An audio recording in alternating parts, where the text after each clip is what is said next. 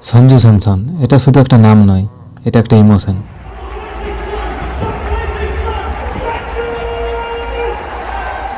Cricket নিয়ে অনেক superstar আসে, অনেকে রেকর্ড বানায়, কিন্তু কিছু খেলোয়াড় থাকে যাদের জন্য ফ্যান্স শুধু ম্যাচ দেখে না, তারা আশা নিয়ে অপেক্ষা করে।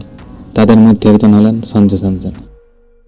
টি-20 ওয়ার্ল্ড কাপ জেতার পর যখন সবাই নিজের নিজের মতো করে আনন্দ করছে, সেখানে সঞ্জু একা সাইডে বসে থাকে, তার পরিবারের সাথে একাই থাকে।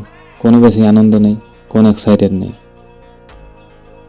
যাকে টিমে জায়গা দিত না, বেঞ্চ ওয়াটার বয় বানিয়ে রেখেছিল, সেই হয়ে উঠল টি-20 ওয়ার্ল্ড কাপ 2026-এর player of the tournament. Sanju Samson শুধু একটা ক্রিকেটার না, তিনি হলেন গেম চেঞ্জার। সঞ্জু স্যামসন বুঝিয়ে দিলেন, সময় যখন খারাপ চলে তখন পেছনে হাঁটা নয়, বরং অপেক্ষা করা। কারণ সময় এবং পরিস্থিতি ঠিক পাল্টাবে, আর সেই সময় তোমার বেস্ট দেওয়া দরকার। আর সেই কারণে আজ সঞ্জু স্যামসন শুধু একটা ক্রিকেটার নয়, শুধু একটা নামও নয়, তিনি হলেন একটা ইমোশন।